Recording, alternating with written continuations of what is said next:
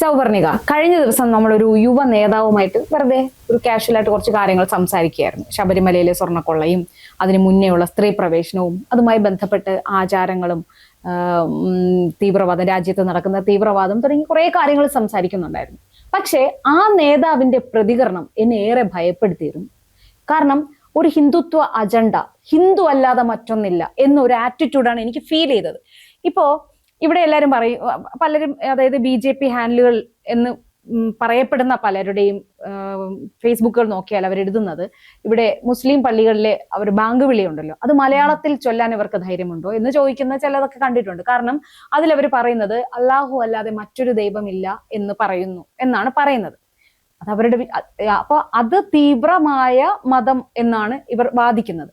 അങ്ങനെയാണെങ്കിൽ ഇത് ഇന്ത്യ എന്ന് പറയുന്നത് ഹിന്ദുക്കൾക്കുള്ളതാണ്, ഹിന്ദുവാണ് ഇവിടെ ജീവിക്കേണ്ടവർ എന്ന് വാദിക്കുന്നവരും തീവ്രവാദികൾ തന്നെയല്ലേ? ആണ്, തീർച്ചയായും.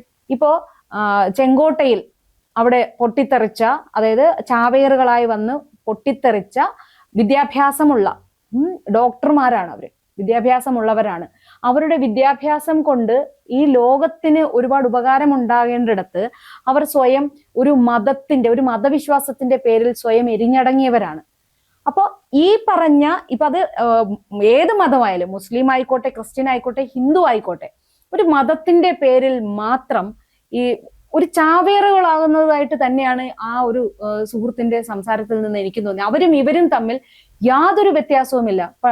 പണ്ടൊരു പാട്ട് മനുഷ്യൻ മതങ്ങളെ സൃഷ്ടിച്ചു എന്ന് പറയുമ്പോൾ അത് എത്രത്തോളം യാഥാർത്ഥ്യമെന്ന് മനസ്സിലാക്കാൻ ഒരു സാമാന്യ മനുഷ്യന് കഴിയും. കാരണം മനുഷ്യൻ പരിണാമ സിദ്ധാന്ത പ്രകാരം മനുഷ്യൻ വന്നതിന് ശേഷമാണ് ഈ മതവും ജാതിയും എല്ലാം ഉണ്ടായത്. ഈ ജാതിയെല്ലാം എങ്ങനെ വന്നതാണ്? മനുഷ്യരുണ്ടാക്കിയതാണല്ലോ. മനുഷ്യരുണ്ടാക്കിയതാണ്. ഓരോരുത്തരുടെ തൊഴിലനുസരിച്ച് ജാതി ഉണ്ടാക്കി, സാമ്പത്തിക സ്ഥിതി അനുസരിച്ച് ആ ചാതുർവർണ്ണ്യം അതെല്ലാം വന്നത് ഒരു ദിവസം കൊണ്ട് പെട്ടെന്ന് ഒരു ഹിന്ദു, ക്രിസ്ത്യാനി, മുസ്ലിം ഉണ്ടായതല്ല. ഈ വിശ്വാസങ്ങളും ഇതുമെല്ലാം ഓരോ പ്രദേശത്തെ അനുസരിച്ച് ഉണ്ടായ വിശ്വാസങ്ങളാണ്. പിന്നെ പറയുമ്പോ ഇവർ വാദിക്കുന്നത്, ഞാനെന്ന് ഉദ്ദേശിക്കുന്ന ഈ തീവ്രമായ ഹിന്ദുത്വം വാദിക്കുന്നതാണ്. ഇപ്പോ സർട്ടിഫിക്കറ്റ് പരിശോധിച്ചാൽ നമ്മുടെ സർട്ടിഫിക്കറ്റിലും എഴുതിയിരിക്കുന്നത് ഹിന്ദു എന്നതാണ്. അതിന്റെ അർത്ഥം നമ്മള് ആ ഹിന്ദുവിൽ ജനിച്ചു എന്നേ ഉള്ളൂ എന്ന് പറഞ്ഞ് അതിന്റെ പേരിൽ വിദ്വേഷം പ്രചരിപ്പിക്കാൻ നമുക്ക് അവകാശമുണ്ടോ? മറ്റൊരാളെ വേദനിപ്പിക്കാൻ അവകാശമുണ്ടോ? എല്ലാവർക്കും അവരവരുടെ വിശ്വാസമല്ലത്. എന്റെ അഭിപ്രായത്തിൽ ഈ മതങ്ങളെ വേണ്ട എന്നുള്ളതാണ്. എന്തിനാണ് മനുഷ്യൻ അത് മതി. ഇപ്പൊ ഈ കോവിഡ് മഹാമാരി വന്നു, അല്ലെങ്കിൽ സുനാമി വരുന്നു, പ്രകൃതി ദുരന്തങ്ങൾ ഉണ്ടാകുന്നു. അതൊക്കെ വരുമ്പോ ഈ വിശ്വാസവും മതവും നോക്കിയിട്ടാണോ അവർ ആക്രമിക്കുന്നത്? കോവിഡ് വന്നപ്പോ അല്ല മുസ്ലിങ്ങളെ ആക്രമിക്കണ്ട അല്ലെങ്കിൽ ഹിന്ദുക്കളെ ആക്രമിക്കണ്ട എന്ന് വിചാരിച്ചിട്ടാണോ കോവിഡ് ആൾക്കാരെ ബാധിച്ചത്? ഒന്നുമില്ല, എല്ലാവരെയും അത് ബാധിച്ചത് ഒരേപോലെയാണ് അല്ലെ? ഇപ്പൊ മുൻപ് ഇവിടെ വെള്ളപ്പൊക്കം ഉണ്ടായപ്പോ എങ്ങനെയാണ് ഒരു വിഭാഗത്തിന് മാത്രം വെള്ളപ്പൊക്കം ഉണ്ടാവുക? അങ്ങനെയൊന്നും അല്ലായിരുന്നല്ലോ. എല്ലാവരെയും ഇതെല്ലാം ബാധിച്ചത് ഒരേപോലെയാണ്. വെള്ളപ്പൊക്കം ഉണ്ടാവുന്ന സമയത്ത് സഹായിച്ചപ്പോ പോലും ഇവൻ ഹിന്ദു ആണോ, മുസ്ലിം ആണോ, ക്രിസ്ത്യൻ ആണോ നോക്കിയിട്ടല്ലല്ലോ സഹായിച്ചത്. എല്ലാവരും പരസ്പരം മനുഷ്യർ എന്ന ഒരു ഒറ്റ ഇതിലാണ് നമ്മൾ ജീവിക്കേണ്ടത്. ഇപ്പൊ പറയുന്നത്, ഇപ്പൊ ഒരു ലോക്കലി ഒരു ഇഷ്യൂ ഉണ്ടാവുമ്പോ ജില്ലാ വൈസ് അങ്ങനെയാണെങ്കിൽ നമ്മൾ തന്നെ തർക്കിക്കുമ്പോൾ തെക്കന്മാരെ പറ്റി പറയുമ്പോൾ വടക്കന്മാരെ പറ്റി പറയുന്നു. അത് കഴിഞ്ഞിട്ട് ഇപ്പൊ ഒരു സ്റ്റേറ്റ് വൈസ് ആയിട്ടുള്ള ഒരു തർക്കം വരികയാണെങ്കിൽ ഈ തെക്കനും വടക്കനും കേരളത്തിലുണ്ടോ? ഇല്ല. കേരളം ഒന്നായിട്ട് നിൽക്കുക, തമിഴ്നാട്, കർണാടക, അങ്ങനെ സ്റ്റേറ്റ് വൈസ്. അത് കഴിഞ്ഞ് രാജ്യങ്ങൾ തമ്മിലുള്ള ഒരു വിഷയം വന്നാൽ കേരളവും തമിഴ്നാടും ഇവരെല്ലാം ഒന്നിച്ചു നിന്ന് ഇന്ത്യ എന്നൊരു യൂണിറ്റി ഉണ്ടാവും. അത് കഴിഞ്ഞിട്ട് പിന്നെ ഭൂഖണ്ഡങ്ങൾ തമ്മിൽ വന്നാൽ അത് ഭൂഖണ്ഡങ്ങൾ തമ്മിലാവും. അതേസമയം വേറൊരു സൗരയൂഥത്തിൽ നിന്ന് ഒരു ആക്രമണം ഉണ്ടാകുന്നെന്നിരിക്കട്ടെ, ഈ ഭൂമിയിലുള്ള മനുഷ്യരെല്ലാം ഒന്നിച്ചല്ലേ നിൽക്കുള്ളൂ. അപ്പൊ പറയോ ഹിന്ദുക്കൾ മാത്രം അത് ആക്രമിച്ചാൽ മതി, അതിനെതിരെ പോരാടിയാൽ മതി, മുസ്ലിങ്ങൾ വേറെ എന്ന ഒരു ആറ്റിറ്റ്യൂഡ് ഉണ്ടാവുമോ? ഇല്ല. ഇതിന്റെ എല്ലാം ബേസിക് എന്ന് പറഞ്ഞാൽ മനുഷ്യൻ നന്നായാൽ മതി എന്നുള്ളതാണ്. അതിന് പകരം ഹിന്ദു, മുസ്ലിം, ക്രിസ്ത്യാനി എന്ന് പറഞ്ഞ ഒരു വേർതിരിവ്. ഇന്ത്യ ഒരു മതേതരത്വ രാജ്യമാണ്, മതേതരത്വത്തിൽ ഊന്നിയതാണ് എന്നതിലേറെ അഭിമാനിക്കുന്ന ഒരാളാണ് ഞാനും. കാരണം ഇന്ത്യ എന്ന് പറഞ്ഞാൽ ഒരു ഹൈന്ദവരെ മാത്രം ഉൾക്കൊള്ളാനുള്ളതല്ല, എല്ലാവരെയും ഉൾക്കൊള്ളുന്നതാണ്. അതിന് മാത്രമേ ഈ സനാതന ധർമ്മം എന്ന് പറയുന്നത്. അത് ആര് ക്രിയേറ്റ് ചെയ്തോ ആയിക്കോട്ടെ, എവിടുന്ന് വന്നു എന്നുള്ളതല്ല, അതിന്റെ ആ ഒരു ആശയം ഉൾക്കൊള്ളുക എന്ന് പറഞ്ഞാൽ അത് അപ്ഡേറ്റ് ആവുന്നതാണ്. ആ സനാതന ധർമ്മത്തിലുള്ളത് എല്ലാത്തിനെയും ഉൾക്കൊള്ളുക എന്നതാണ്. വസുധൈവ കുടുംബകം എന്ന് പറയുന്നത് എന്താണ്? ഈ ലോകത്തുള്ള, ഈ ഭൂമിയിലുള്ള എല്ലാവരും ഒരു കുടുംബം പോലെ കഴിയേണ്ടത് എന്നാണ് ആ ഒരു കോൺസെപ്റ്റ് തന്നെ. അതുപോലെ ഇപ്പോ ശിവൻ പാർവതി കുടുംബം, ആ കുടുംബത്തില് മൃഗങ്ങളും പക്ഷികളും എല്ലാം ചേർന്ന ഒരു ചിത്രമാണ് അതിലുള്ളത്.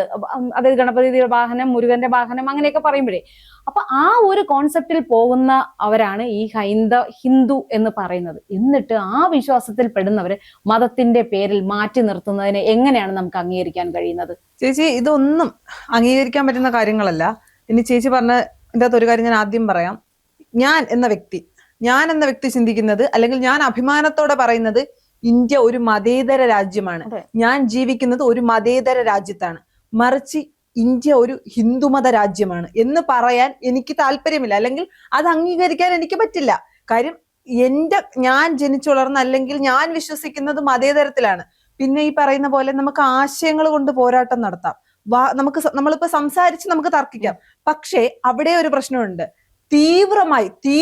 തീവ്രമായി പറയുന്ന ഒരു വ്യക്തിയോട് നമുക്ക് തർക്കിക്കാനാകില്ല. ഇപ്പൊ ഞാൻ ചേച്ചിയോട് ഒരു കാര്യം സംസാരിക്കുന്നു, ഇനി ചേച്ചി എന്തൊക്കെ പറഞ്ഞാലും എന്റെ തീവ്ര നിലപാടുകളിൽ തന്നെ ഉറച്ചു നിന്നാല് അവിടെ ആശയങ്ങൾ കൊണ്ട് പോരാട്ടം, അതായത് ഒരു കുടം കമഴ്ത്തി വെച്ചിട്ട് അതിലേക്ക് നമ്മൾ വെള്ളം ഒരു തുള്ളി പോലും അതിന്റെ ഉള്ളിലേക്ക് പോകില്ല.